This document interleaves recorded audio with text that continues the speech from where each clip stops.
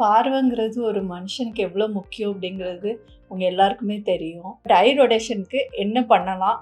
எப்படி பண்ணலாம்? அப்படின்னு நான் ஒரு சின்ன விழிப்புணர்வு குடுக்கலாம் அப்படின்னு நினைக்கிறேன். யூசுவலா ஒரு கண்ணு நல்ல விஷன் இருந்ததுன்னா, அவங்களுக்கு ஐ டிரான்ஸ்பிளான்டேஷன் பண்ண மாட்டாங்க. யாருக்கு 2 கண்ணுமே தெரியலையோ, அவங்களுக்கு தான் இந்த ஐ டிரான்ஸ்பிளான்டேஷன் பண்ணுவோம். ஸோ எத்தனையோ பேர் 2 கண்ணும் தெரியாம கார்னியல் டிரான்ஸ்பிளான்ட்டுக்காக வெயிட் பண்ணிட்டு இருக்க பேஷண்ட்ஸ் நெறையவே இருக்காங்க. எந்த வயசுல உள்ளவங்களும் டொனேட் பண்ணலாம்.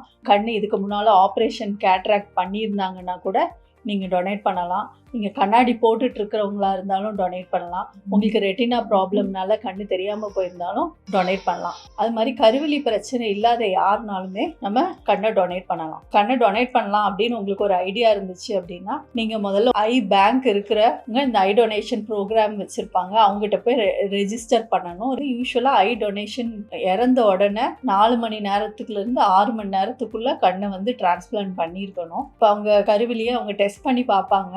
நல்ல ஹெல்தியான ஐயா இருந்துச்சுன்னா ஹோல் ஐயையும் அவங்க டிரான்ஸ்பிளான்ட் பண்ண மாட்டாங்க. அந்த கண்ணுல உள்ள அந்த கருவிலியை மட்டும்தான் எடுத்து மாத்துவாங்க. நம்ம இறந்தப்புறம் அந்த கண்ணு வந்து யாருக்குமே யூஸ் இல்லை. மேபி 1 or 2 daysல அது டிகிரேட் ஆகி போயிடும். பட் அது நம்ம யாருக்காவது கொடுக்கும்போது நம்ம கண்ணு இன்னும் வாழ்ந்துட்டே இருக்கும். 2 பேருக்கு பார்வை கொடுப்போம். Let's donate our ice.